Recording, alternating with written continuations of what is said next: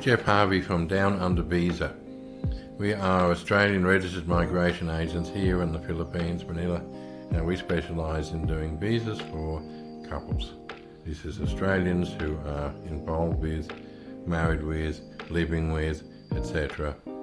Primarily, we deal with ladies from the Philippines. We've been based here for the last 15 years, but we also do partner visas and tourist visas, child visas, etc. We do for those who are involved with ladies from Thailand and from Vietnam and from Cambodia. Now, if you are interested in what we have to say here, then please do a free assessment. Cost you nothing, take you 5 minutes. You'll see the details at the end, and we'll have a look at your case and we will give you an honest assessment as to whether we can help you or not. We're always painfully honest, we're well known for that. If we can help you, we'll tell you how we can help you, tell you what the costs are, approximately how long it will take, etc. Okay, so please enjoy.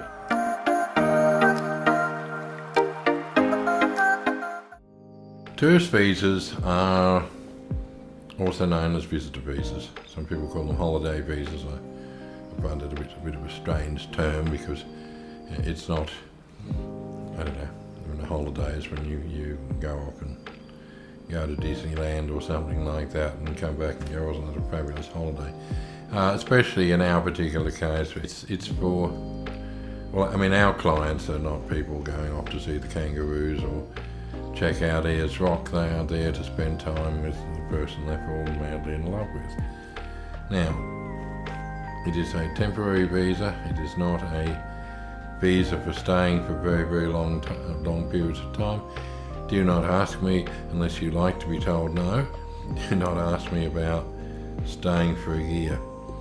The government immigration website has this very annoying habit of making it look as though it's one of those U-Butte shopping carts. You have 3 months, 6 months, 12 months. Oh, 12 months, that sounds good. Look, unless you are unless the applicant is coming from a wealthy country where somebody could afford to take a 12 months holiday, well then it's a waste of time. There's no point putting that down because you as a refusal, okay? So the average that they are happy to grant for the average client from the Philippines, from Thailand, from Vietnam, from Cambodia is 3 months, all right? It's longer than a holiday. It is a fairly reasonable length of time. You find most countries in the world, they will allow you to visit for a month. Australia allows 3 months, so it's really nothing to complain about. But understand it is a visitor visa. It's designed for people who are doing tourist things, people who are visiting friends, visiting families, and in your case, they're quite often visiting somebody that they've been writing to, chatting to. You've already met each other in the Philippines or in Bangkok or wherever it happens to be. You've already done that and you've decided, all right, let's see about spending a longer time together before we decide whether or not we're going to make this permanent. Look, it's a good idea, as I explained in one of the other videos. If you are ready for a commitment, then don't look at a tourist visa, look at a partner visa.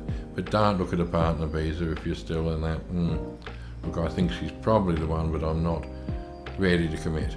If you're not ready to commit, look at a tourist visa. End of 3 months, you ask yourself, are you ready to commit? If after a few months you think, still not 100% sure, well then we can look at another tourist visa. It's not generally a big deal, just don't expect to do it over and over and over again. Now, a couple of things to be aware of. Okay, firstly, don't bother contacting us, or don't waste your time and your money applying for a tourist visa if you haven't met in person yet. Complete and utter waste of time. Unless the applicant happens to be somebody with a salary pretty much equivalent to an Australian salary, can afford to support themselves on a holiday. But just understand that yeah, for somebody who works in a department store and a shopping mall in the Philippines, her 1 month's salary might be the cost of a hotel room in Sydney for one night. So for them to believe that she's coming out for a lovely holiday in a really expensive country, not very likely. Okay, so if that's the case, well then what we do is we put these together like a mini partner visa. We base this application on your relationship and your commitment to one another, where they say, okay, these two have been, talking every night, and he's been out to visit her a few times. It's very unlikely she's going to do the wrong thing, because what they're concerned about with tourist visas, people breaking the rules, people using it, get into the country, run off, work unlawfully, and then they've got somebody running around the countryside who shouldn't be there, and that's what they're concerned about. So we need to be able to show that that's not the case for the two of you, all right? And this is why we do ours a whole lot better. Now, about 1 in 4 of these get refused. At the moment, I shudder to think it's probably even worse. Now, it's not 1 in 4 for us, trust me, it's nowhere near that, but we would still find probably 1 or 2% do get refused. It can happen, all right?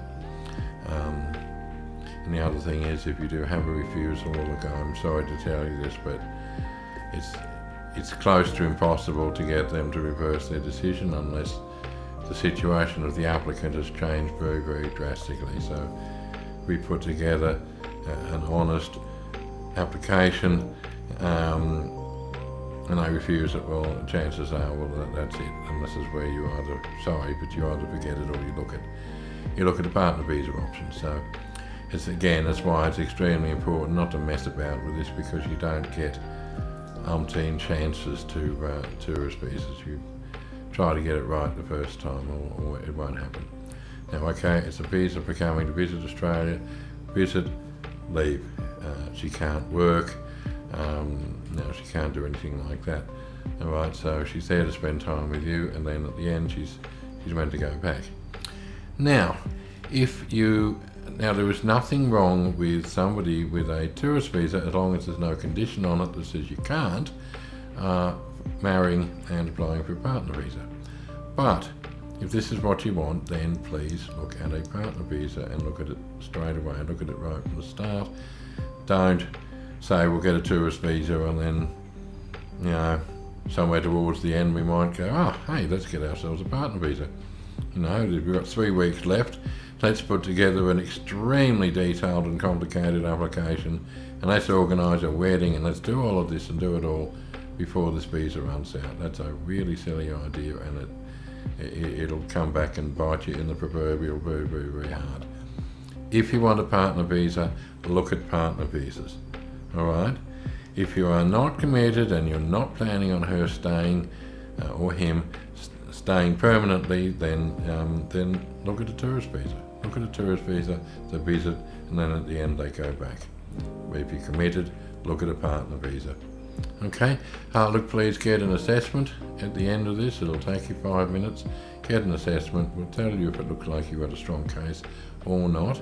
If you don't have a strong case, we will tell you. Make sure, be honest. If you've had any refusals before, make sure you list that down, okay? And then let's see if we can help you. Okay, thank you.